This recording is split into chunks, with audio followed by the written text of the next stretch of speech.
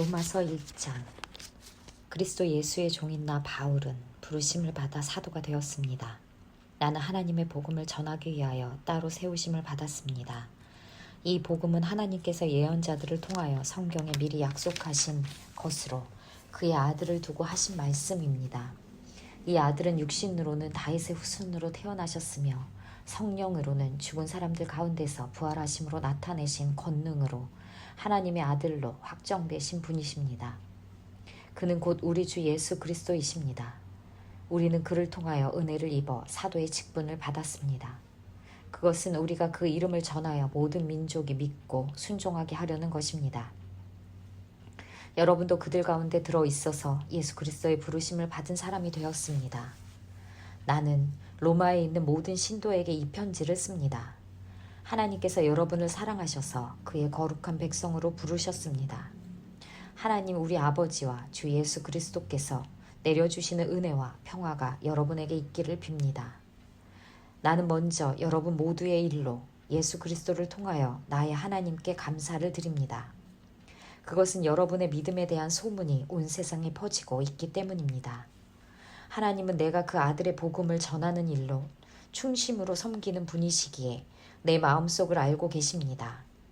나는 기도할 때마다 언제나 여러분을 생각하며 어떻게 해서든지 여러분의 뜻으로 여러분에게로 갈 수 있는 좋은 길이 열리기를 간구하고 있습니다. 내가 여러분을 간절히 보고 싶어 하는 것은 여러분에게 신령한 은사를 좀 나누어 주어 여러분을 굳세게 하려고 하는 것입니다. 이것은 내가 여러분과 함께 지내면서 여러분과 내가 서로의 믿음으로 서로 격려를 받고자 하는 것입니다. 형제자매 여러분, 여러분은 이것을 아시기 바랍니다. 나는 여러분에게 가려고 여러 번 마음을 먹었으나 지금까지 길이 막혀서 뜻을 이루지 못하였습니다. 나는 다른 이방 사람들 가운데서도 열매를 거둔 것과 같이 여러분 가운데서도 그것을 좀 거두려고 했던 것입니다. 나는 그리스 사람에게나 미개한 사람에게나 지혜가 있는 사람에게나 어리석은 사람에게나 다 빚을 진 사람입니다. 그러므로 나의 간절한 소원은 로마에 있는 여러분에게도 복음을 전하는 일입니다. 나는 복음을 부끄러워하지 않습니다. 이 복음은 유대 사람을 비롯하여 그리스 사람에게 이르기까지 모든 믿는 사람을 구원하는 하나님의 능력입니다. 하나님의 의가 복음 속에 나타납니다. 이 일은 오로지 믿음에 근거하여 일어납니다. 이것은 성경에 기록한 바 의인은 믿음으로 살 것이다 한 것과 같습니다. 하나님의 진노가 불의한 행동으로 진리를 가로막는 사람의 온갖 불경건함과 불의함을 겨냥하여 하늘로부터 나타납니다. 하나님을 알만한 일이 사람에게 환히 드러나 있습니다. 하나님께서 그것을 환히 드러내 주셨습니다. 이 세상 창조 때로부터 하나님의 보이지 않는 속성, 곧 그분의 영원하신 능력과 신성은 사람이 그 지으신 만물을 보고서 깨닫게 되어 있습니다. 그러므로 사람들은 핑계를 댈 수가 없습니다. 사람들은 하나님을 알면서도 하나님을 하나님으로 영화롭게 해드리거나 감사를 드리기는커녕 오히려 생각이 허망해져서 그들의 지각 없는 마음이 어두워졌습니다. 사람들은 스스로 지혜가 있다고 주장하지만 실상은 어리석은 사람이 되었습니다. 그들은 썩지 않는 하나님의 영광을 썩어 없어질 사람이나 새나 네발 짐승이나 기어다니는 동물의 형상으로 바꾸어 놓았습니다. 그러므로 하나님께서는 사람들이 마음의 욕정대로 하도록 더러움에 그대로 내버려 두시니 서로의 몸을 욕되게 하였습니다. 사람들은 하나님의 진리를 거짓으로 바꾸고 창조주 대신에 피조물을 숭배하고 섬겼습니다. 하나님은 영원히 찬송을 받으실 분이십니다. 아멘. 이런 까닭에 하나님께서는 사람들을 부끄러운 정욕에 내버려 두셨습니다. 여자들은 남자와 바른 관계를 바르지 못한 관계로 바꾸고 또한 남자들도 이와 같이 여자의 바른 관계를 버리고 서로 욕정에 불탔으며 남자가 남자와 더불어 부끄러운 짓을 하게 되었습니다. 그래서 그들은 그 잘못에 마땅한 대가를 스스로 받았습니다. 사람들이 하나님을 인정하기를 싫어하므로 하나님께서는 사람들을 타락한 마음자리에 내버려 두셔서 해서는 안 될 일을 하도록 놓아두셨습니다.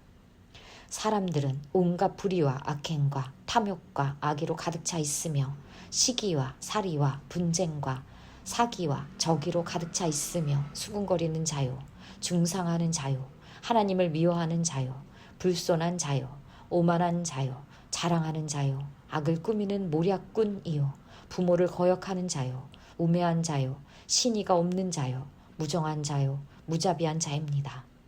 그들은 이와 같은 일을 하는 자들은 죽어야 마땅하다는 하나님의 공정한 법도를 알면서도 자기들만 이런 일을 하는 것이 아니라 이런 일을 저지르는 사람을 두둔하기까지 합니다. 로마서 2장. 그러므로 남을 심판하는 사람이여 그대가 누구이든지 죄가 없다고 변명할 수 없습니다. 그대는 남을 심판하는 일로 결국 자기를 정죄하는 셈입니다. 남을 심판하는 그대도 똑같은 일을 하고 있기 때문입니다. 하나님의 심판이 이런 일을 하는 사람들에게 공정하게 내린다는 것을 우리는 압니다. 이런 일을 하는 사람들을 심판하면서 스스로 그런 일을 하는 사람이여 그대는 하나님의 심판을 피할 수 있을 줄로 생각합니까? 아니면 하나님께서 인자하심을 베푸셔서 그대를 인도하여 회개하게 하신다는 것을 알지 못하고 오히려 하나님의 풍성하신 인자하심과 너그러우심과 오래 참으심을 업신여기는 것입니까? 그대는 완고하여 회개할 마음이 없으니 하나님의 공정한 심판이 나타날 진노의 날에 자기가 받을 진노를 스스로 쌓아 올리고 있는 것입니다. 하나님께서는 각 사람에게 그가 한 대로 갚아주실 것입니다. 참으면서 선한 일을 하여 영광과 존귀와 불멸의 것을 구하는 사람에게는 영원한 생명을 주시고 이기심에 사로잡혀서 진리를 거스르고 불의를 따르는 사람에게는 진노와 분노를 쏟으실 것입니다. 악한 일을 하는 모든 사람에게는 먼저 유대 사람을 비롯하여 그리스 사람에게 이르기까지 환난과 고통을 주실 것이요 선한 일을 하는 모든 사람에게는 먼저 유대 사람을 비롯하여 그리스 사람에게 이르기까지 영광과 존귀와 평강을 내리실 것입니다. 하나님께서는 사람을 차별함 없이 대하시기 때문입니다. 율법을 모르고 범죄한 사람은 율법과 상관없이 망할 것이요 율법을 알고 범죄한 사람은 율법을 따라 심판을 받을 것입니다. 하나님 앞에서는 율법을 듣는 사람이 의로운 사람이 아닙니다. 오직 율법을 실천하는 사람이라야 의롭게 될 것이기 때문입니다. 율법을 가지지 않은 이방 사람이 사람의 본성을 따라 율법이 명하는 바를 행하면 그들은 율법을 가지고 있지 않아도 자기 자신이 자기에게 율법입니다. 그런 사람은 율법이 요구하는 일이 자기의 마음에 적혀 있음을 드러내 보입니다. 그들의 양심도 이 사실을 증언합니다. 그들의 생각들이 서로 고발하기도 하고 변화하기도 합니다.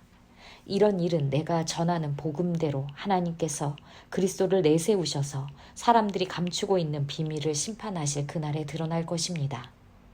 그런데 그대가 유대 사람이라고 자처한다고 합시다. 그래서 그대는 율법을 의지하여 하나님을 자랑하며 율법의 가르침을 받아서 하나님의 뜻을 알고 가장 선한 일을 분간할 줄 알며 눈먼 사람의 길잡이요 어둠 속에 있는 사람의 빛이라고 생각하며 지식과 진리가 율법의 구체화된 모습으로 들어있다고 하면서 스스로 어리석은 사람의 스승이요 어린아이의 교사로 확신한다고 합시다. 그렇다면 그대는 남은 가르치면서도 왜 자기 자신은 가르치지 않습니까? 도둑질을 하지 말라고 설교하면서도 왜 도둑질을 합니까? 간음을 하지 말라고 하면서도 왜 간음을 합니까? 우상을 미워하면서도 왜 신전의 물건을 훔칩니까? 율법을 자랑하면서도 왜 율법을 어겨서 하나님을 욕되게 합니까? 성경에 기록된 바 너희 때문에 하나님의 이름이 이방 사람들 가운데서 모독을 받는다 한 것과 같습니다. 율법을 지키면 할례를 받는 것이 유익하지만 율법을 어기면 그대가 받은 할례는 할례를 받지 않은 것으로 되어버립니다. 그러므로 할례를 받지 않은 사람이 율법의 규정을 지키면 그 사람은 할례를 받지 않았더라도 할례를 받은 것으로 여겨질 것이 아니겠습니까? 그리고 본래 할례를 받지 않았더라도 율법을 온전히 지키는 사람이 율법의 조문을 가지고 있고 할례를 받았으면서도 율법을 범하는 사람인 그대를 정죄할 것입니다. 겉모양으로 유대 사람이라고 해서 유대 사람이 아니요. 겉모양으로 살같이 할례를 받았다고 해서 할례가 아닙니다. 오히려 속사람으로 유대 사람이가 유대 사람이며 율법의 조문을 따라서 받은 할례가 아니라 성령으로 마음에 받은 할례가 참 할례입니다. 이런 사람은 사람에게서가 아니라 하나님에게서 칭찬을 받습니다. 로마서 3장. 그러면 유대 사람의 특권은 무엇이며 할례의 이로움은 무엇입니까? 모든 면에서 많이 있습니다. 첫째는 그들이 하나님의 말씀을 맡았다는 것입니다. 그런데 그들 가운데 얼마가 신실하지 못했다고 해서 무슨 일이라도 일어납니까? 그들이 신실하지 못했다고 해서 하나님의 신실하심이 없어지겠습니까? 그럴 수 없습니다. 사람은 다 거짓말쟁이이지만 하나님은 참되십니다. 성경에 기록한 바 주님께서는 말씀하실 때에 의로우시다 인정을 받으시고 재판을 받으실 때에 주님께서 이기시려는 것입니다. 한 것과 같습니다. 그런데 우리의 불의가 하나님의 의를 드러나게 한다면 무엇이라고 말하겠습니까? 우리에게 진노를 내리시는 하나님이 불의하시다는 말입니까? 이것은 사람들이 말하는 방식으로 내가 말해본 것입니다. 절대로 그럴 수 없습니다. 만일 그렇다면 하나님께서 어떻게 세상을 심판하실 수 있겠습니까? 다음과 같이 반박하는 사람도 있을 것입니다. 나의 거짓됨 때문에 하나님의 참되심이 더욱 분명하게 드러나서 하나님께 영광이 돌아간다면 왜 나도 역시 여전히 죄인으로 판정을 받습니까? 더욱이 좋은 일이 생기게 하기 위하여 악한 일을 하자 하고 말할 수 있겠습니까? 사실 어떤 사람들은 우리가 그런 말을 한다고 비방합니다. 그런 사람들은 심판을 받아야 마땅합니다. 그러면 무엇을 말해야 하겠습니까? 우리 유대 사람이 이방 사람보다 낫습니까? 전혀 그렇지 않습니다. 유대 사람이나 그리스 사람이나 다 같이 죄 아래에 있음을 우리가 이미 지적하였습니다. 성경에 이렇게 기록되어 있습니다. 의인은 없다. 한 사람도 없다. 깨닫는 사람도 없다. 하나님을 찾는 사람도 없다. 모두가 곁길로 빠져서 쓸모가 없게 되었다. 선한 일을 하는 사람은 없다. 한 사람도 없다. 그들의 목구멍은 열린 무덤이다. 혀는 사람을 속인다. 입술에는 독사의 독이 있다. 입에는 저주와 독설이 가득 찼다. 발은 피를 흘리는 일에 빠르며 그들이 가는 길에는 파멸과 비참함이 있다. 그들은 평화의 길을 알지 못한다. 그들의 눈에는 하나님을 두려워하는 빛이 없다. 율법에 있는 모든 말씀이 율법 아래 사는 사람에게 말한 것임을 우리는 압니다. 그것은 모든 입을 막고 온 세상을 하나님 앞에서 유죄로 드러내려는 것입니다. 그러므로 율법의 행위로는 하나님 앞에서 의롭다고 인정받을 사람이 아무도 없습니다. 율법으로는 죄를 인식할 뿐입니다. 그러나 이제는 율법과는 상관없이 하나님의 의가 나타났습니다. 그것은 율법과 예언자들이 증언한 것입니다. 그런데 하나님의 의는 예수 그리스도를 믿는 믿음을 통하여 오는 것인데 모든 믿는 사람에게 미칩니다. 거기에는 아무 차별이 없습니다. 모든 사람이 죄를 범하였습니다. 그래서 사람은 하나님의 영광에 못 미치는 처지에 놓여 있습니다. 그러나 사람은 그리스도 예수 안에서 얻는 구원으로 말미암아 하나님의 은혜로 값없이 의롭다는 선고를 받습니다. 하나님께서는 이 예수를 속죄 제물로 내주셨습니다. 그것은 그의 피를 믿을 때 유효합니다. 하나님께서 이렇게 하신 것은 사람들이 이제까지 지은 죄를 너그럽게 보아주심으로써 자기의 의를 나타내시려는 것이었습니다. 하나님께서 오래 참으시다가 지금 이때에 자기의 의로우심을 나타내신 것은 하나님은 의로우신 분이시라는 것과 예수를 믿는 사람은 누구나 의롭다고 하신다는 것을 보여주시려는 것입니다. 그렇다면 사람이 자랑할 것이 어디에 있습니까? 전혀 없습니다. 무슨 법으로 의롭게 됩니까? 행위의 법으로 됩니까? 아닙니다. 믿음의 법으로 됩니다. 사람이 율법의 행위와는 상관없이 믿음으로 의롭다고 인정을 받는다고 우리는 생각합니다. 하나님은 유대 사람만의 하나님이십니까? 이방 사람의 하나님도 되시지 않습니까? 그렇습니다. 이방 사람의 하나님도 되십니다. 참으로 하나님은 오직 한 분뿐이십니다. 그러므로 하나님께서는 할례를 받은 사람도 믿음을 보시고 의롭다고 하시고 할례를 받지 않은 사람도 믿음을 보시고 의롭다고 하십니다. 그러면 믿음으로 말미암아 우리가 율법을 폐합니까? 그럴 수 없습니다. 도리어 율법을 굳게 세웁니다.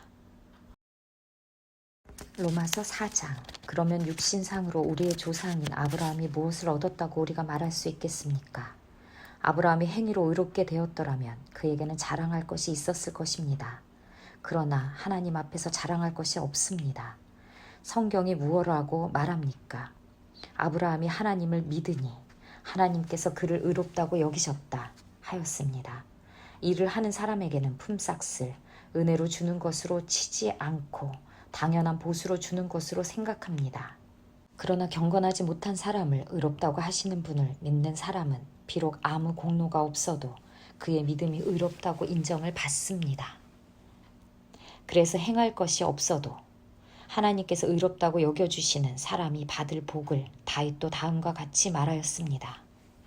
하나님께서 잘못을 용서해 주시고 죄를 덮어주신 사람은 복이 있다.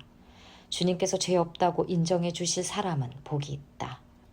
그러면 이러한 복은 할례를 받은 사람에게만 내리는 것입니까?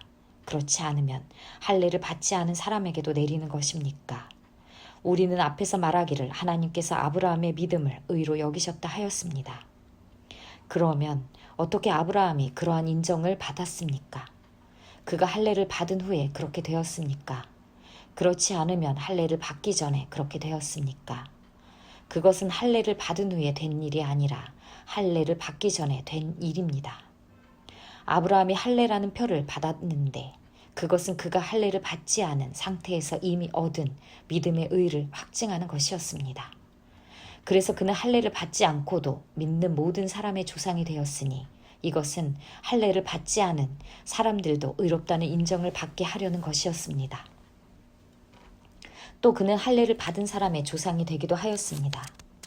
다시 말하면 할례만을 받은 것이 아니라 또한 우리 조상 아브라함이 할례를 받지 않은 상태에서 걸어간 믿음의 발자취를 따라가는 사람들의 조상이 되었습니다.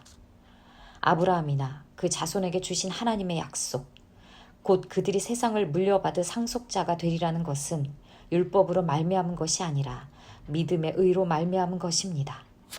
율법을 의지하는 사람들이 상속자가 된다면 믿음은 무의미한 것이 되고 약속은 헛된 것이 됩니다. 율법은 진노를 불러옵니다. 율법이 없는 곳에는 범법도 없습니다. 이런 까닭에 이 약속은 믿음에 근거한 것입니다.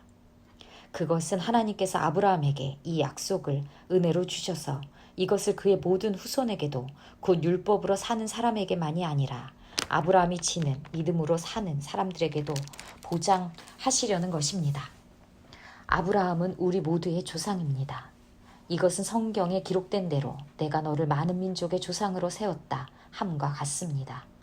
이 약속은 그가 믿은 하나님, 다시 말하면 죽은 사람들을 살리시며 없는 것들을 불러내어 있는 것이 되게 하시는 하나님께서 보장하신 것입니다. 아브라함은 희망이 사라진 때에도 바라면서 믿었으므로 너의 자손이 이와 같이 많아질 것이다 하신 말씀대로 많은 민족의 조상이 되었습니다. 그는 나이가 100세가 되어서 자기 몸이 이미 죽은 것이나 다름없고 또한 사라의 태도 죽은 것이나 다름없는 줄 알면서도 그는 믿음이 약해지지 않았습니다. 그는 하나님의 약속을 믿고 의심하지 않았습니다. 오히려 그는 믿음이 굳세어져서 하나님께 영광을 돌렸습니다. 그는 하나님께서 스스로 약속하신 바를 능히 이루실 것이라고 확신하였습니다. 그래서 하나님께서는 이것을 보시고 그를 의롭다고 여겨주셨습니다. 그가 의롭다는 인정을 받았다 하는 말은 아브라함만을 위하여 기록된 것이 아니라 하나님께서 의롭다고 여겨주실 우리, 곧 우리 주 예수를 죽은 사람들 가운데서 살리신 분을 믿는 우리까지도 위한 것입니다. 예수는 우리의 범죄 때문에 죽임을 당하셨고 우리를 의롭게 하시려고 살아나셨습니다. 로마서 5장. 그러므로 우리는 믿음으로 의롭다 하심을 받았으므로 우리 주 예수 그리스도로 말미암아 하나님과 더불어 평화를 누리고 있습니다. 우리는 또한 그리스도로 말미암아 지금 서 있는 이 은혜의 자리에 믿음으로 나아오게 되었으며 하나님의 영광에 이르게 될 소망을 품고 자랑을 합니다. 그뿐 아니라 우리는 환난을 자랑합니다. 우리가 알기로 환난은 인내력을 낳고 인내력은 단련된 인격을 낳고 단련된 인격은 희망을 낳는 줄을 알고 있기 때문입니다. 이 희망은 우리를 실망시키지 않습니다. 하나님께서 우리에게 주신 성령을 통하여 그의 사랑을 우리 마음속에 부어주셨기 때문입니다. 우리가 아직 약할 때에 그리스도께서는 제때에 경건하지 않은 사람을 위하여 죽으셨습니다. 의인을 위해서라도 죽을 사람은 거의 없습니다. 더욱이 선한 사람을 위해서라도 감히 죽을 사람은 드뭅니다. 그러나 우리가 아직 죄인이었을 때에 그리스도께서 우리를 위하여 죽으셨습니다. 이리하여 하나님께서는 우리들에게 대한 자기의 사랑을 실증하셨습니다. 그러므로 지금 우리가 그리스도의 피로 의롭게 되었으니 그리스도로 말미암아 하나님의 진노에서 구원을 얻으리라는 것은 더욱 확실합니다. 우리가 하나님의 원수일 때에도 하나님의 아들의 죽으심으로 말미암아 하나님과 화해하게 되었다면 화해한 우리가 하나님의 생명으로 구원을 얻으리라는 것은 더욱더 확실한 일입니다. 그뿐 아니라 우리는 또한 우리 주 예수 그리스도로 말미암아 하나님을 자랑합니다. 우리는 지금 그로 말미암아 하나님과 화해를 하게 된 것입니다. 그러므로 한 사람으로 말미암아 죄가 세상에 들어왔고 또 그 죄로 말미암아 죽음이 들어온 것과 같이 모든 사람이 죄를 지었기 때문에 죽음이 모든 사람에게 이르게 되었습니다. 율법이 있기 전에도 죄가 세상에 있었으나 율법이 없을 때에는 죄가 죄로 여겨지지 않았습니다. 그러나 아담 시대로부터 모세 시대에 이르기까지는 아담의 범죄와 같은 죄를 짓지 않는 사람들까지도 죽음의 지배를 받았습니다. 아담은 장차 오실 분의 모형이었습니다. 그러나 하나님께서 은혜를 베푸실 때에 생긴 일은 아담 한 사람이 범죄했을 때에 생긴 일과 같지 않습니다.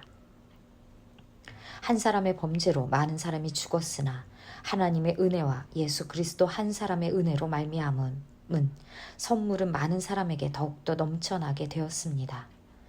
또한 하나님께서 주시는 선물은 한 사람의 범죄의 결과와 같지 않습니다. 한 범죄에서는 심판이 뒤따라와서 유죄 판결이 내려졌습니다. 많은 범죄에서는 은혜가 뒤따라와서 무죄 선언이 내려졌습니다. 아담 한 사람의 범죄 때문에 그 한 사람으로 말미암아 죽음이 왕노릇하게 되었다면 넘치는 은혜와 의의 선물을 받는 사람들은 예수 그리스도 한 분으로 말미암아 생명 안에서 왕노릇하게 되리라는 것은 더욱더 확실합니다. 그러니 한 사람의 범죄 행위 때문에 모든 사람이 유죄 판결을 받았는데 이제는 한 사람의 의로운 행위 때문에 모든 사람이 의롭다는 인정을 받아서 생명을 얻게 되었습니다.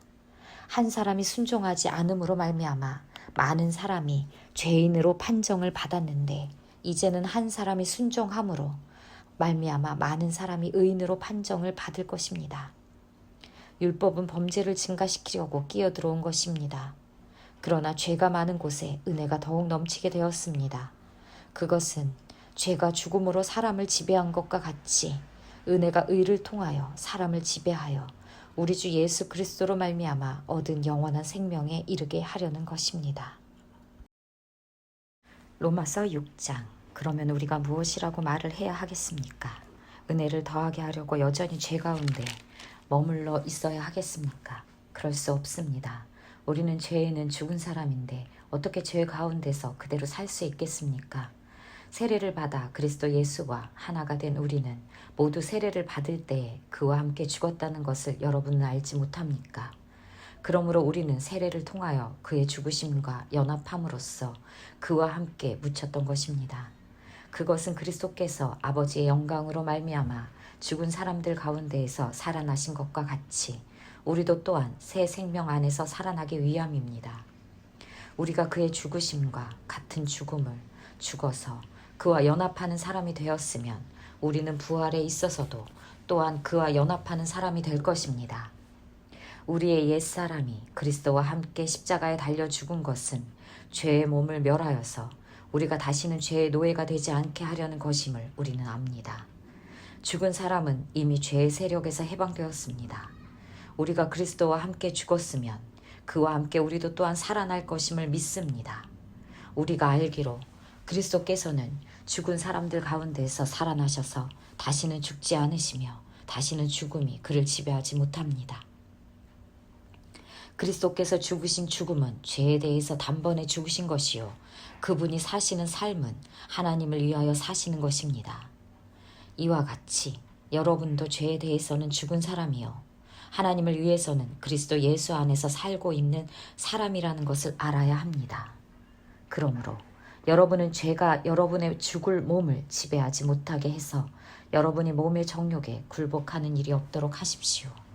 그러므로 여러분은 여러분의 지체를 죄에 내맡겨서 불의의 연장이 되게 하지 마십시오. 오히려 여러분은 죽은 사람들 가운데서 살아난 사람답게 여러분을 하나님께 바치고 여러분의 지체를 의의 연장으로 하나님께 바치십시오. 여러분은 율법 아래 있지 않고 은혜 아래 있으므로 죄가 여러분을 다스릴 수 없을 것입니다. 그러면 어떻게 해야 하겠습니까? 우리가 율법 아래 있지 않고 은혜 아래 있다고 해서 마음 놓고 죄를 짓자는 말입니까? 그럴 수 없습니다. 여러분이 아무에게나 자기를 종으로 내맡겨서 복종하게 하면 여러분은 여러분이 복종하는 그 사람의 종이 되는 것임을 알지 못합니까? 여러분은 죄의 종이 되어 죽음에 이르거나 아니면 순종의 종이 되어 의에 이르거나 하는 것입니다. 그러나 하나님께 감사하는 것은 여러분이 전에는 죄의 종이었으나 이제 여러분은 전에 받은 교훈의 본에 마음으로부터 순종함으로써 죄에서 해방을 받아서 의의 종이 된 것입니다. 여러분의 이해력이 미약함으로 내가 사람의 방식으로 말하겠습니다. 여러분이 전에는 자기 지체를 더러움과 불법의 종으로 내맡겨서 불법에 빠져 있었지만 이제는 여러분의 지체를 의의 종으로 바쳐서 거룩함에 이르도록 하십시오. 여러분이 죄의 종일 때에는 의에 얽매이지 않았습니다. 여러분은 그때 무슨 열매를 거두었습니까? 이제 와서 여러분이 그러한 생활을 부끄러워하지만은 그러한 생활의 마지막은 죽음입니다. 이제 여러분은 죄에서 해방을 받고 하나님의 종이 되어서 거룩함에 이르는 삶의 열매를 맺고 있습니다. 그 마지막은 영원한 생명입니다. 죄의 싹은 죽음이요 하나님의 선물은 우리 주 예수 그리스도 안에서 누리는 영원한 생명입니다. 로마서 7장. 형제자매 여러분, 나는 율법을 아는 사람들에게 말을 합니다.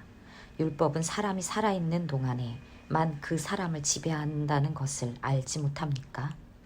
결혼한 여자는 그 남편이 살아있는 동안에는 법으로 남편에게 매어 있으나 남편이 죽으면 남편의 법에서 풀려납니다.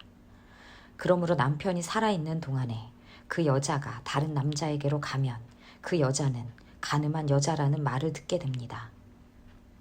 그러나 남편이 죽으면 그 법에서 해방되는 것이므로 다른 남자에게로 갈지라도 간음한 여자가 되지 않습니다. 나의 형제자매 여러분, 그러므로 여러분도 그리스도의 몸으로 말미암아 율법에 대해서는 죽임을 당했습니다. 그래서 여러분은 다른 분, 곧 죽은 사람들 가운데서 살아나신 그분에게 속하게 되었습니다.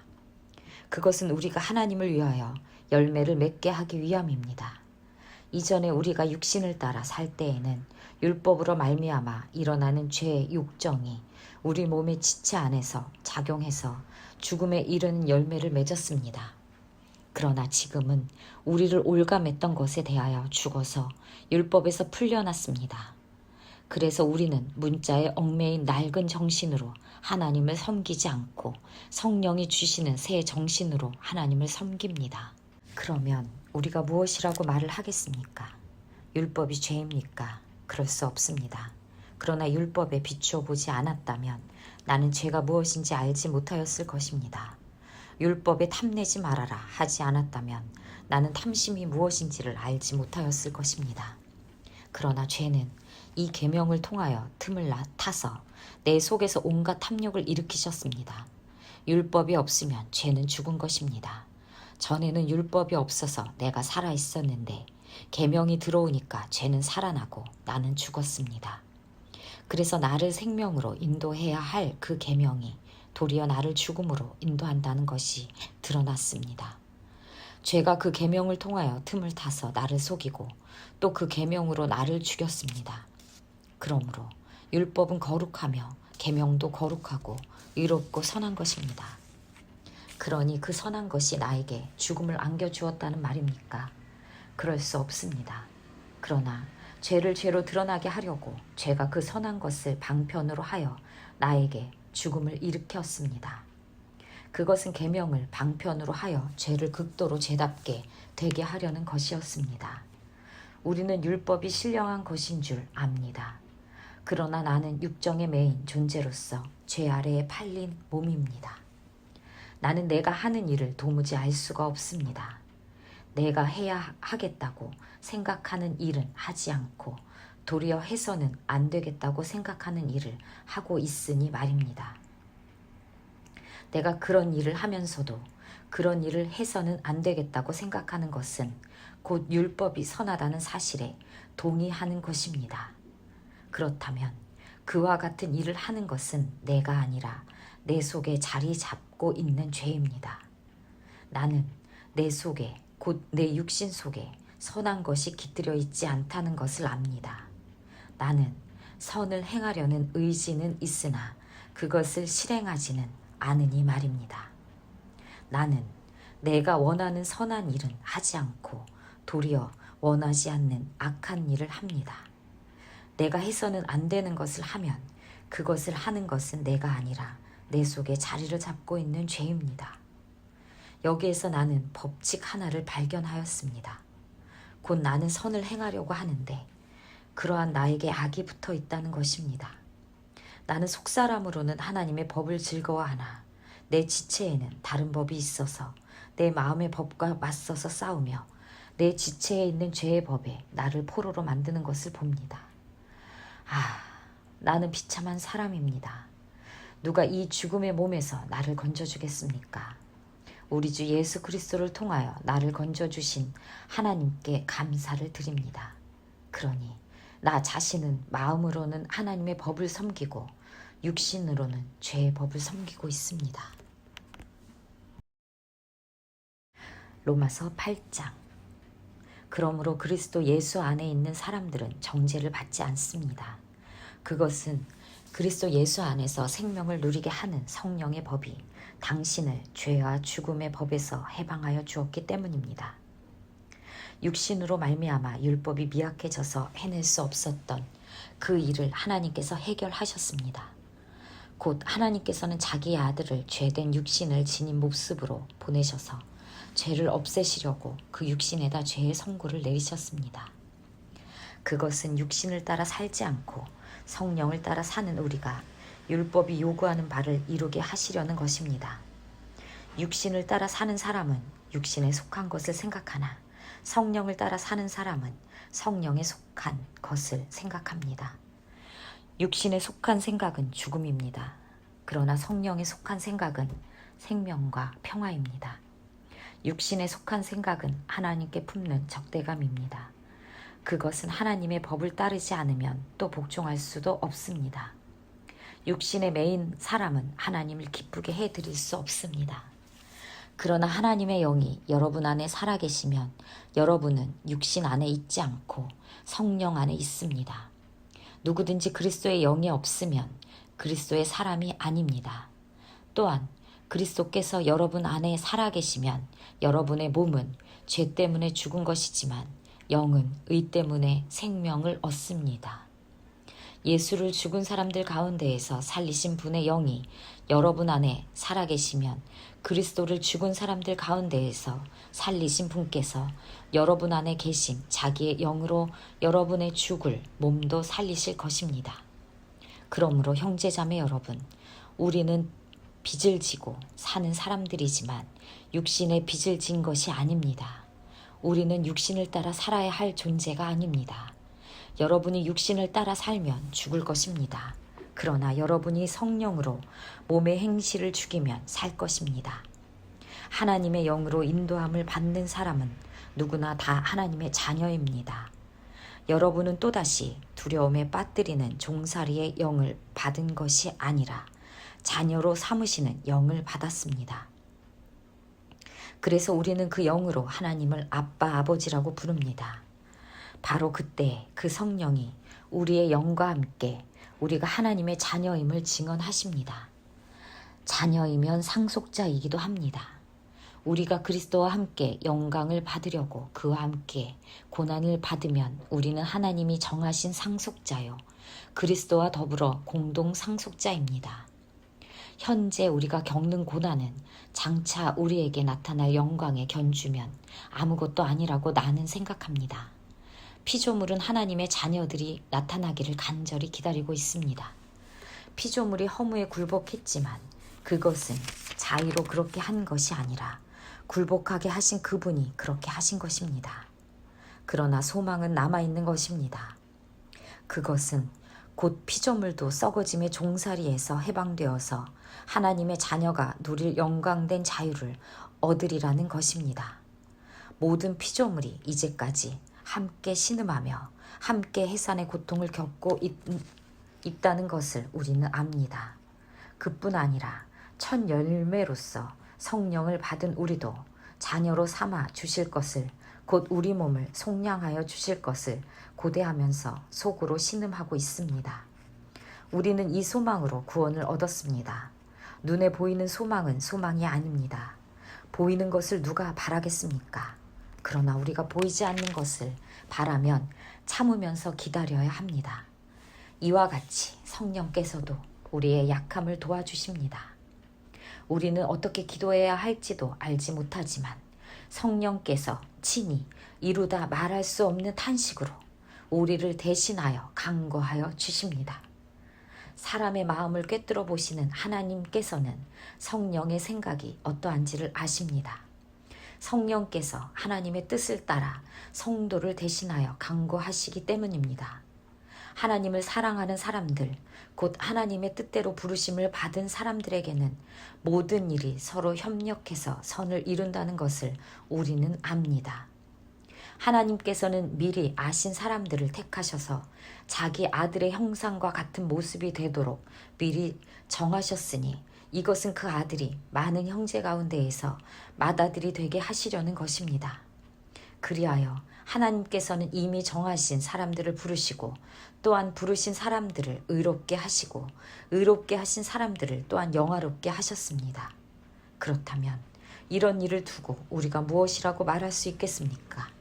하나님이 우리 편이시면 누가 우리를 대적하겠습니까? 자기 아들을 아끼지 않으시고 우리 모두를 위하여 내주신 분이 어찌 그 아들과 함께 모든 것을 우리에게 선물로 거저주지 않으시겠습니까? 하나님께서 택하신 사람들을 누가 감히 고발하겠습니까? 의롭다 하시는 분이 하나님이신데 누가 감히 그들을 정죄하겠습니까? 그리스도 예수는 죽으셨지만 오히려 살아나셔서 하나님의 오른쪽에 계시며 우리를 위하여 대신 간구하여 주십니다. 누가 우리를 그리스도의 사랑에서 끊을 수 있겠습니까? 환난입니까? 공고입니까? 박해입니까? 굶주림입니까? 헐벗음입니까? 위협입니까? 또는 칼입니까? 성경에 기록한 바 우리는 종일 주님을 위하여 죽임을 당합니다. 우리는 도살할 양과 같이 여김을 받았습니다. 한 것과 같습니다. 그러나 우리는 이 모든 일에서 우리를 사랑하여 주신 그분을 힘입어서 이기고도 남습니다. 나는 확신합니다. 죽음도 삶도 천사들도 권세자들도 현재일도 장래일도 능력도 높음도 깊음도 그 밖에 어떤 피조물도 우리를 우리 주 예수 그리스도 안에서 하나님의 사랑에서 끊을 수 없습니다. 로마서 9장. 나는 그리스도 안에서 참말을 하고 거짓말을 하지 않습니다. 내 양심이 성령을 힘입어서 이것을 증언하여 줍니다. 나에게는 큰 슬픔이 있고 내 마음에는 끊임없는 고통이 있습니다. 나는 육신으로 내 동족인 내 결례를 위하는 일이면 내가 저주를 받아서 그리스도에게서 끊어질지라도 달게 받겠습니다. 내 동족은 이스라엘 백성입니다. 그들에게는 하나님의 자녀로서의 신분이 있고 하나님을 모시는 영광이 있고 하나님과 맺은 언약들이 있고 율법이 있고 예배가 있고 하나님의 약속들이 있습니다. 족장들은 그들의 조상이요 그리스도도 육신으로는 그들에게서 태어나셨습니다. 그는 만물 위에 계시며 영원토록 찬송을 받으실 하나님이십니다. 아멘. 그러나 하나님의 약속의 말씀이 패했다고는 할 수 없습니다. 이스라엘에게서 태어난 사람이라고 해서 다 이스라엘 사람이 아니고 아브라함의 자손이라고 해서 다 그의 자녀가 아닙니다. 다만 이삭에게서 태어난 사람만을 너의 자손이라고 부르겠다 하셨습니다. 이것은 곧 육신의 자녀가 하나님의 자녀가 되는 것이 아니라 약속의 자녀가 참 자손으로 여겨지리라는 것을 뜻합니다. 그 약속의 말씀은 내년에 내가 다시 올 때쯤에는 사라에게 아들이 있을 것이다 한 것입니다. 그뿐만 아니라 리브가도 우리 조상 이삭 한 사람에게서 쌍둥이 아들을 수태하였는데 그들이 태어나기도 전에 무슨 선이나 악을 행하기도 전에 택하심이라는 원리를 따라 세우신 하나님의 계획이 살아있게 하시려고 또 이러한 일이 사람의 행위에 근거하는 것이 아니라 부르시는 분께 달려있음을 나타내시려고 하나님께서 리브가에게 말씀하시기를 형이 동생을 섬길 것이다 하셨습니다. 이것은 성경에 기록한 바 내가 야곱을 사랑하고 에서를 미워하였다 한 것과 같습니다. 그러면 우리가 무엇이라고 말을 해야 하겠습니까? 하나님이 불공평하신 분이라는 말입니까? 그럴 수 없습니다. 하나님께서 모세에게 말씀하시기를 내가 긍휼히 여길 사람을 긍휼히 여기고 불쌍히 여길 사람을 불쌍히 여기겠다 하셨습니다. 그러므로 그것은 사람의 의지나 노력에 달려있는 것이 아니라 하나님의 자비에 달려 있습니다. 그래서 성경의 바로를 두고 말씀하시기를 내가 이 일을 하려고 너를 세웠다. 곧 너로 말미암아 내 능력을 나타내고 내 이름을 온 땅에 전파하게 하려는 것이다 하셨습니다. 그러므로 하나님께서는 긍휼히 여기시고자 하는 사람을 긍휼히 여기시고 완악하게 하시고자 하는 사람을 완악하게 하십니다. 그러면 그대는 내게 이렇게 말할 것입니다. 그렇다면 어찌하여 하나님께서는 사람을 책망하시는가? 누가 하나님의 뜻을 거역할 수 있다는 말인가? 오 사람아, 그대가 무엇이기에 하나님께 감히 말대답을 합니까? 만들어진 것이 만드신 분에게 어찌하여 나를 이렇게 만들었습니까? 하고 말할 수 있습니까? 토기장이에게 흙 한 덩이를 둘로 나누어서 하나는 귀한 데 쓸 그릇을 만들고 하나는 천한 데 쓸 그릇을 만들 권리가 있겠습니까? 하나님께서 하신 일도 마찬가지입니다.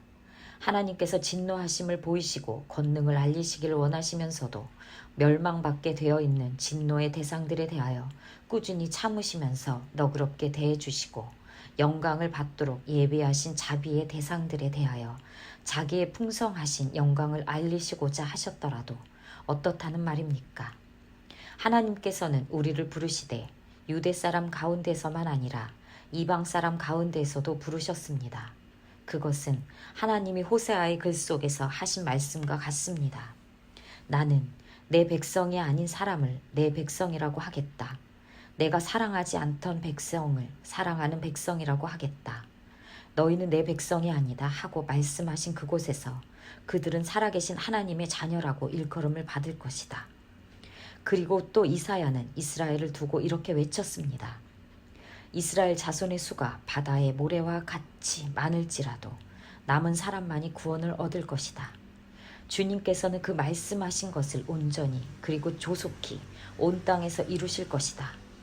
그것은 또한 이사야가 미리 말한 바 만군의 주님께서 우리에게 씨를 남겨주지 않으셨더라면 우리는 소돔과 같이 되고 고모라와 같이 되었을 것이다 한 것과 같습니다. 그러면 우리가 무엇이라고 말해야 하겠습니까? 의를 추구하지 않은 이방 사람들이 의를 얻었습니다. 그것은 믿음에서 난 의입니다. 그런데 이스라엘은 의의 율법을 추구하였지만 그 율법에 이르지 못하였습니다. 어찌하여 그렇게 되었습니까? 그들은 믿음에 근거하여 의에 이르려고 한 것이 아니라 행위에 근거하여 의에 이르려고 했기 때문입니다.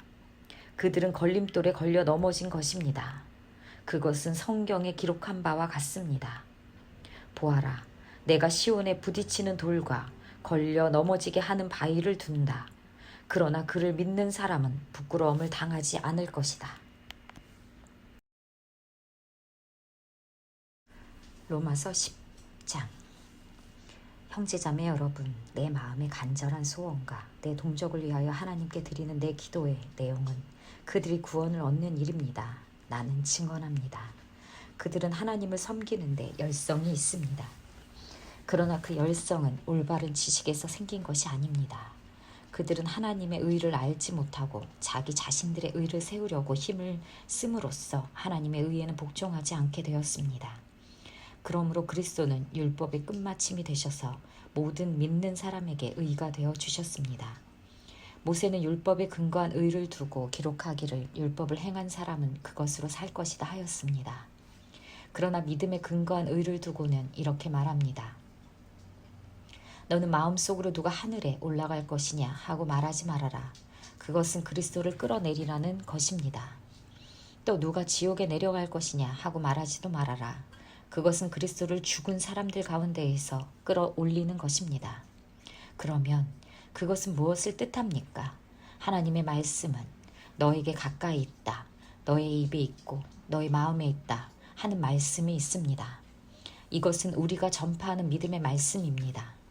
당신이 만일 예수는 주님이라고 입으로 고백하고 하나님께서 그를 죽은 사람들 가운데에서 살리신 것을 마음으로 믿으면 구원을 얻을 것입니다. 사람은 마음으로 믿어서 의에 이르고 입으로 고백해서 구원에 이르게 됩니다. 성경은 그를 믿는 사람은 누구나 부끄러움을 당하지 않을 것이다 하고 말합니다.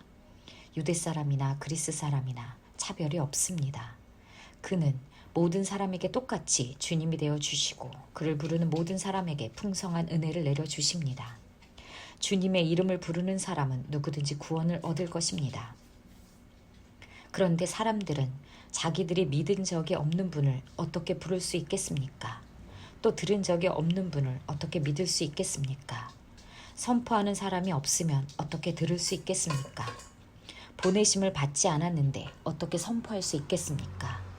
성경에 기록한 바 기쁜 소식을 전하는 이들의 발걸음이 얼마나 아름다우냐 한 것과 같습니다. 그러나 모든 사람이 다 복음에 순종하는 것은 아닙니다. 이사야는 주님, 우리가 전하는 소식을 누가 믿었습니까? 하고 말하였습니다. 그러므로 믿음은 들음에서 생기고 들음은 그리스도를 전하는 말씀에서 비롯됩니다. 그러면 내가 묻습니다. 그들은 들은 일이 없습니까? 물론 그렇지 않습니다.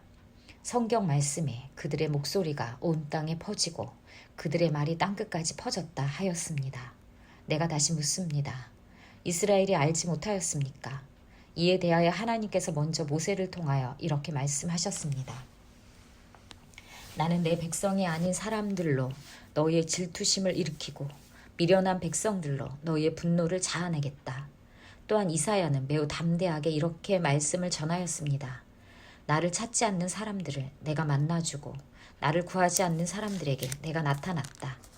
또한 이사야는 하나님께서 이스라엘을 보고 복종하지 않고 거역하는 백성에게 나는 온종일 내 손을 내밀었다 하신 말씀을 선포하였습니다.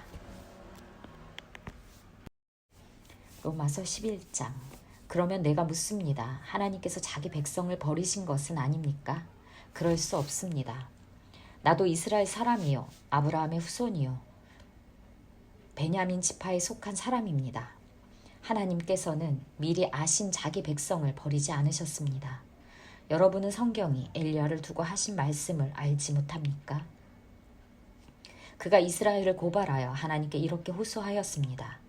주님, 그들은 주님의 예언자들을 죽이고 주님의 제단들을 헐어버렸습니다.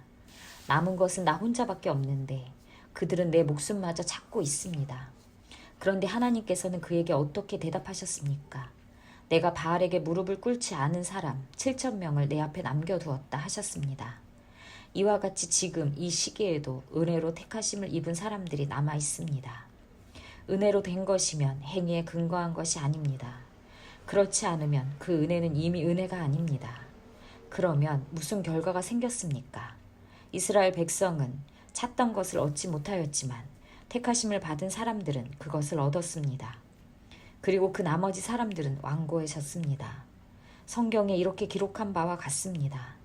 하나님께서 그들에게는 혼미한 영을 주셨으니 오늘까지 그들은 눈이 있어도 보지 못하고 귀가 있어도 듣지 못한다. 다윗도 다음과 같이 말하였습니다. 그들의 밥상이 그들에게 올무가 되고 덫이 되게 하여 주십시오. 그들이 걸려 넘어지고 보복을 받게 하여 주십시오. 그들의 눈이 어두워져서 보지 못하게 되도록 하여 주십시오. 그들의 등이 언제나 굽어있게 하여 주십시오. 그러면 내가 묻습니다. 이스라엘이 걸려 넘어져서 완전히 쓰러져 망하게끔 되었습니까? 그럴 수 없습니다. 그들의 허물 때문에 구원이 이방 사람에게 이르렀는데 이것은 이스라엘에게 질투하는 마음이 일어나게 하려는 것입니다.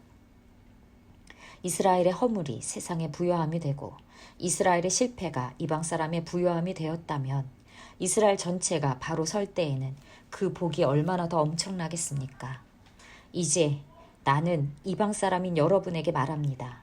내가 이방 사람에게 보내심을 받은 사도이니만큼 나는 내 직분을 영광스럽게 생각합니다. 나는 아무쪼록 내 동족에게 질투심을 일으켜서 그 가운데에서 몇 사람만이라도 구원하고 싶습니다. 하나님께서 그들을 버리심이 세상과의 화해를 이루는 것이라면 그들을 받아들이심은 죽은 사람들 가운데 살아나는 삶을 주심이 아니고 무엇이겠습니까? 만물로 바치는 빵 반죽 덩이가 거룩하면 남은 온 덩이도 그러하고 뿌리가 거룩하면 가지도 그러합니다. 그런데 참 올리브나무 가지들 가운데에서 얼마를 잘라내시고서 그 자리에다가 돌 올리브나무인 그대를 접붙여 주셨기 때문에 그대가 참 올리브나무의 뿌리에서 올라오는 양분을 함께 받게 된 것입니다. 그대는 본래의 가지들을 향하여 우쭐대지 말아야 합니다. 비록 그대가 우쭐댈지라도 그대가 뿌리를 지탱하는 것이 아니라 뿌리가 그대를 지탱하는 것을 명심해야 합니다. 그러므로 본래의 가지가 잘려 나간 것은 그 자리에 내가 접붙임을 받게 하시려는 것이었다 하고 그대는 말해야 할 것입니다. 옳습니다. 그 가지들이 잘린 것은 믿지 않는 탓이고 그대가 그 자리에 붙어 있는 것은 믿었기 때문입니다. 그러니 교만한 마음을 품지 말고 도리어 두려워하십시오. 하나님께서 본래의 가지들을 아끼지 않으셨으니 접붙은 가지도 아끼지 않으실 것입니다. 그러므로 하나님의 인자하심과 준엄하심을 생각해 보십시오. 하나님은 넘어진 사람들에게는 준엄하십니다. 그러나 그대가 하나님의 인자하심에 머물러 있으면 하나님이 그대에게 인자하게 대하실 것입니다. 그렇지 않으면 그대도 잘릴 것입니다. 그러나 믿지 않았던 탓으로 잘려 나갔던 가지들이 믿게 되면 그 가지들도 접붙임을 받게 될 것입니다. 하나님께서는 그들을 다시 접붙이실 수 있습니다. 그대가 본래의 돌 올리브나무에서 잘려서 그 본성을 거슬러 참 올리브나무에 접붙임을 받았다면 본래 붙어있던 이 가지들이 제 나무에 다시 접붙임을 받는 것이야 얼마나 더 쉬운 일이겠습니까? 형제 자매 여러분, 나는 여러분이 이 신비한 비밀을 알기를 바랍니다. 그것은 여러분이 스스로 현명하다고 생각하는 일이 없게 하려는 것입니다. 그 비밀은 이러합니다. 이방 사람의 수가 다 찰 때까지 이스라엘 사람들 가운데에서 일부가 완고해진 대로 있으리라는 것과 온 이스라엘이 구원을 받게 되리라는 것입니다. 그것은 성경에 이렇게 기록되어 있는 바와 같습니다. 구원하시는 분이 시온에서 오실 것이니 야곱에게서 경건하지 못함을 제거하실 것이다. 이것은 그들과 나 사이의 언약이니 내가 그들의 죄를 없앨 때에 이루어질 것이다. 복음의 관점에서 판단하면 이스라엘 사람들은 여러분이 잘되라고 하나님의 원수가 되었지만 택하심을 받았다는 관점에서 판단하면 그들은 조상 덕분에 하나님의 사랑을 받는 사람들입니다. 하나님께서 주시는 고마운 선물과 부르심은 철회되지 않습니다. 전에 하나님께 순종하지 않던 여러분이 이제 이스라엘 사람의 불순종 때문에 하나님의 자비를 입게 되었습니다. 이와 같이 지금은 순종하지 않고 있는 이스라엘 사람들도 여러분이 받은 그 자비를 보고 회개하여 마침내는 자비하심을 입게 될 것입니다.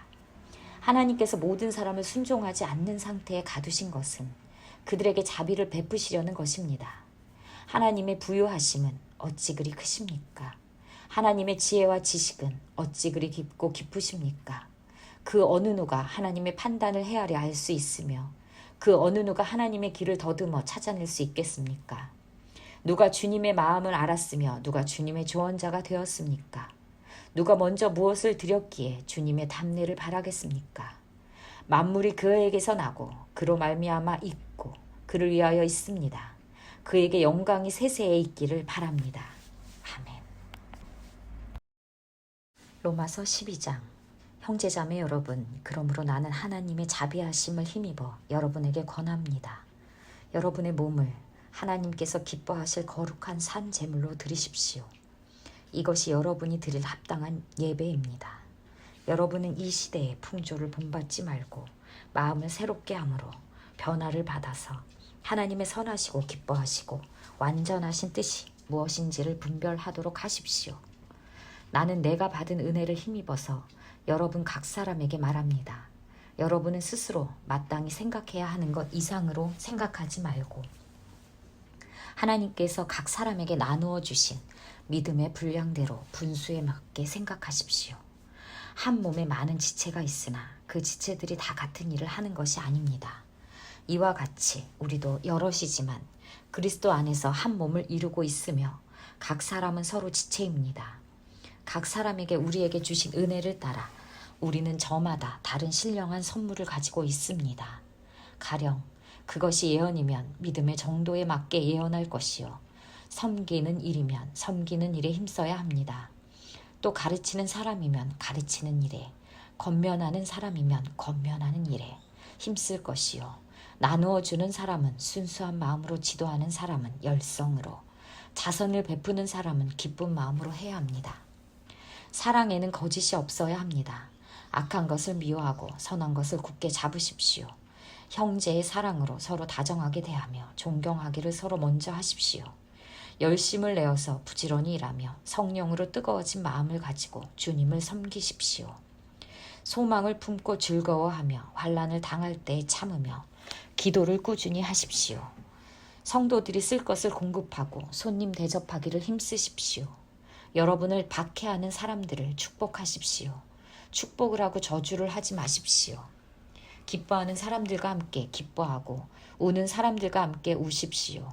서로 한 마음이 되고 교만한 마음을 품지 말고 비천한 사람들과 함께 사귀고 스스로 지혜가 있는 채 하지 마십시오. 아무에게도 악을 악으로 갚지 말고 모든 사람이 선하다고 생각하는 일을 하려고 애쓰십시오. 여러분 쪽에서 할 수 있는 대로 모든 사람과 더불어 화평하게 지내십시오. 사랑하는 여러분, 여러분은 스스로 원수를 갚지 말고 그 일은 하나님의 진노하심에 맡기십시오. 성경에도 기록하기를 원수 갚는 것은 내가 할 일이니 내가 갚겠다고 주님께서 말씀하신다 하였습니다. 너희 원수가 줄이거든 먹을 것을 주고 그가 목말라 하거든 마실 것을 주어라.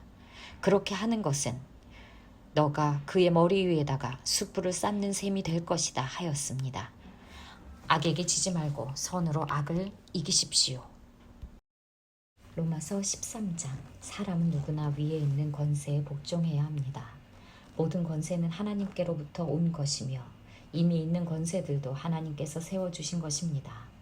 그러므로 권세를 거역하는 사람은 하나님의 명을 거역하는 것이요 거역하는 사람은 심판을 받게 될 것입니다. 치안관들은 좋은 일을 하는 사람에게는 두려울 것이 없고 나쁜 일을 하는 사람에게만 두려움이 됩니다. 권세를 행사하는 사람을 두려워하지 않으려거든 좋은 일을 하십시오. 그러면 그에게서 칭찬을 받을 것입니다. 권세를 행사하는 사람은 여러분 각 사람에게 유익을 주려고 일하는 하나님의 일꾼입니다. 그러나 그대가 나쁜 일을 저지를 때에는 두려워해야 합니다. 그는 공연히 칼을 차고 있는 것이 아닙니다. 그는 하나님의 일꾼으로서 나쁜 일을 하는 자에게 하나님의 진노를 집행하는 사람입니다. 그러므로 진노를 두려워해서만이 아니라 양심을 생각해서도 복종해야 합니다. 같은 이유로 여러분은 또한 조세를 바칩니다. 그들은 하나님의 일꾼으로서 바로 이 일을 하는 데 힘쓰고 있습니다. 여러분은 모든 사람에게 의무를 다하십시오. 조세를 바쳐야 할 이에게는 조세를 바치고 관세를 바쳐야 할 이에게는 관세를 바치고 두려워해야 할 이는 두려워하고 존경해야 할 이는 존경하십시오. 서로 사랑하는 것 외에는 아무에게도 빚을 지지 마십시오. 남을 사랑하는 사람은 율법을 다 이룬 것입니다. 간음하지 말아라. 살인하지 말아라. 도둑질하지 말아라.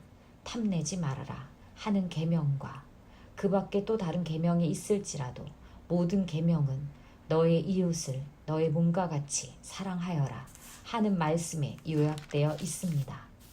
사랑은 이웃에게 해를 입히지 않습니다. 그러므로 사랑은 율법의 완성입니다. 여러분은 지금이 어느 때인지 압니다. 잠에서 깨어나야 할 때가 벌써 되었습니다. 지금은 우리의 구원이 우리가 처음 믿을 때보다 더 가까워졌습니다. 밤이 깊고 낮이 가까이 왔습니다. 그러므로 우리는 어둠의 행실을 벗어버리고 빛의 갑옷을 입읍시다. 낮에 행동하듯이 단정하게 행합시다. 호사한 연애와 술 취함, 음행과 방탕, 싸움과 시기에 빠지지 맙시다. 주 예수 그리스도로 옷을 입으십시오. 정욕을 채우려고 육신의 일을 꾀하지 마십시오. 로마서 14장. 여러분은 믿음이 약한 이를 받아들이고 그의 생각을 시비거리로 삼지 마십시오.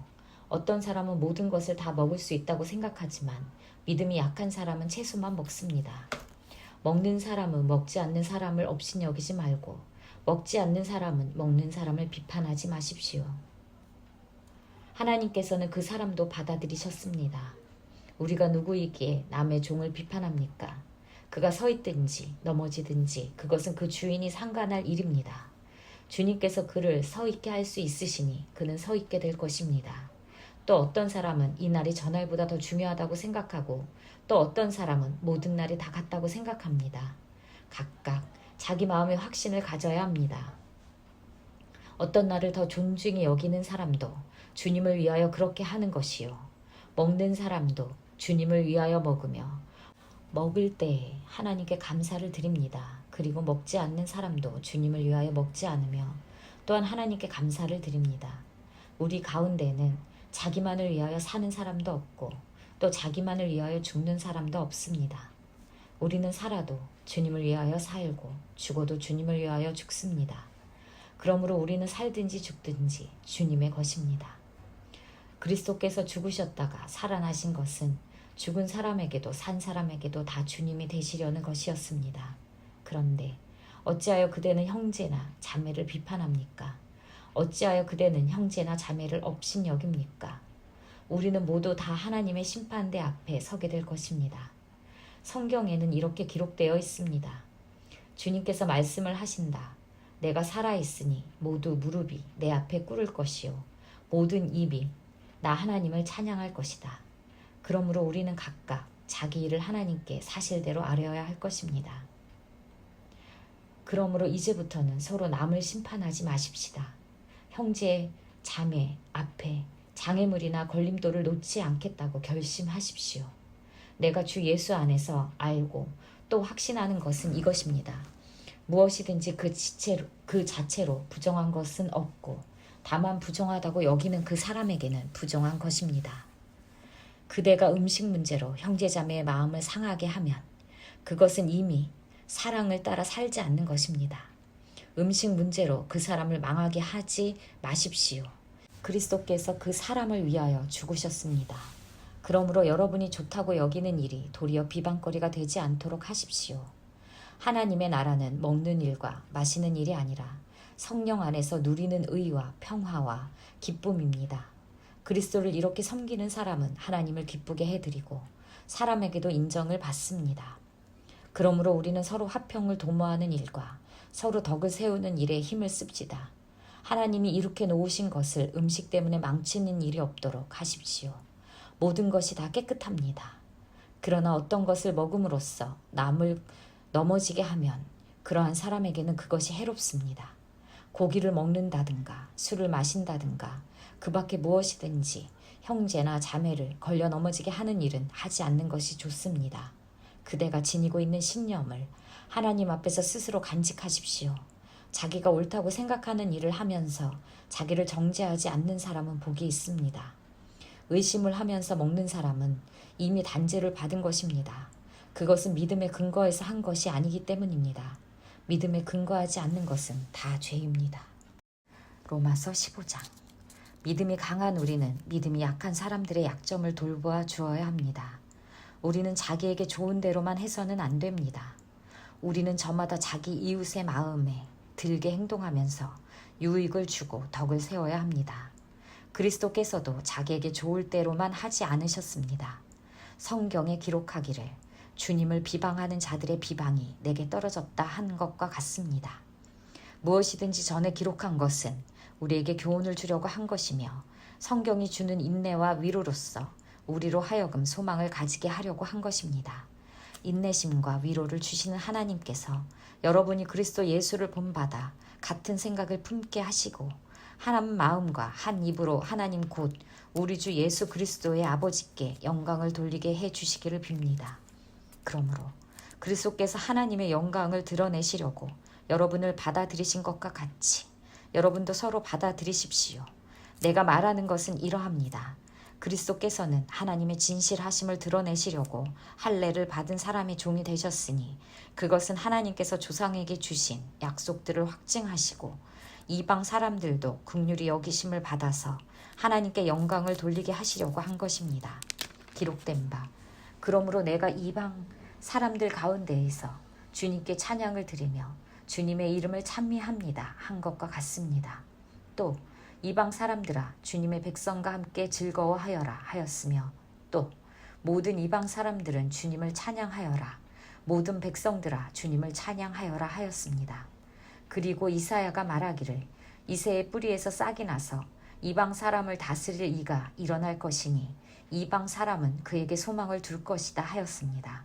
소망을 주시는 하나님께서 믿음에서 오는 모든 기쁨과 평화를 여러분에게 충만하게 주셔서 성령의 능력으로 소망이 여러분에게 차고 넘치기를 바랍니다. 나의 형제자매 여러분, 나는 여러분에게 마음의 선함이 가득하고 온갖 지식이 넘쳐서 서로 권면할 능력이 있음을 확신합니다. 그러나 내가 몇 가지 점에 대해서 매우 담대하게 쓴 것은 하나님께서 내게 주신 은혜를 힘입어서 여러분의 기억을 새롭게 하려고 한 것입니다. 하나님께서 이 은혜를 내게 주신 것은 나로 하여금 이방 사람에게 보내심을 받은 그리스도 예수의 일꾼이 되게 하여 하나님의 복음을 전하는 제사장의 직무를 수행하게 하시려는 것입니다. 그리하여 이방 사람들도 하여금 성령으로 거룩하게 되게 하여 하나님께서 기쁨으로 받으실 제물이 되게 하시려는 것입니다.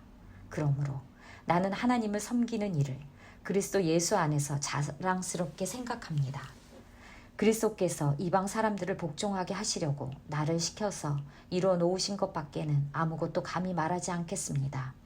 그 일은 말과 행동으로 표징과 이적의 능력으로 성령의 권능으로 이루어졌습니다. 그래서 나는 예루살렘에서 일루리곤에 이르기까지 두루 다니면서 그리스도의 복음을 남김없이 전파하였습니다. 나는 이와 같이 그리스도의 이름이 알려진 곳 말고 알려지지 않은 곳에서 복음을 전하는 것을 명예로 삼았습니다. 나는 남이 닦아 놓은 터 위에다가 집을 짓지 않으려 하였습니다. 성경에 이렇게 기록한 바 그의 일을 알지 못하던 사람들이 보게 될 것이요 듣지 못하던 사람들이 깨닫게 될 것이다 한 것과 같습니다. 그래서 내가 여러분에게 가려고 하였으나 여러 번 길이 막혔습니다. 그러나 이제는 이 지역에서 내가 일해야 할 곳이 더 없습니다. 여러 해 전부터 여러분에게로 가기를 바라고 있었으므로 내가 스페인으로 갈 때에 지나가는 길에 여러분을 만나보고 잠시 동안만이라도 여러분과 먼저 기쁨을 나누려고 합니다. 그 다음에 여러분의 후원을 얻어 그곳으로 가게 되기를 바랍니다. 그러나 지금 나는 성도들을 돕는 일로 예루살렘에 갑니다. 마케도니아와 아가야 사람들이 기쁨 마음으로 예루살렘에 사는 성도들 가운데 가난한 사람들에게 보낼 구제금을 마련하였기 때문입니다. 그들은 기쁜 마음으로 그렇게 하였습니다. 그들은 정말로 예루살렘 성도들에게 빚을 진 사람들입니다. 이방 사람들은 그들에게서 신령한 복을 나누어 받았으니 육신의 생활에 필요한 것으로 그들에게 봉사할 의무가 있습니다. 그러므로 나는 이 일을 마치고 그들에게 이 열매를 확실하게 전해준 뒤에 여러분에게 들렸다가 스페인으로 가겠습니다. 내가 여러분에게 갈 때 그리스도의 충만한 복을 가지고 갈 것으로 압니다. 형제자매 여러분, 내가 우리 주 예수 그리스도를 힘입어서 그리고 성령의 사랑을 힘입어서 여러분에게 부탁합니다. 나도 기도합니다만 여러분도 나를 위하여 하나님께 열심으로 기도해 주십시오. 내가 유대에 있는 믿지 않는 자들에게서 화를 당하지 않도록 그리고 또 내가 예루살렘으로 가져가는 구제금이 그곳 성도들에게 기쁘게 받아들여지도록 기도해 주십시오. 그래서 내가 하나님의 뜻을 따라 기쁨을 안고 여러분에게로 가서 여러분과 함께 즐겁게 쉴 수 있게 되도록 기도해 주십시오. 평화를 주시는 하나님께서 여러분 모두와 함께 하시기를 빕니다. 아멘.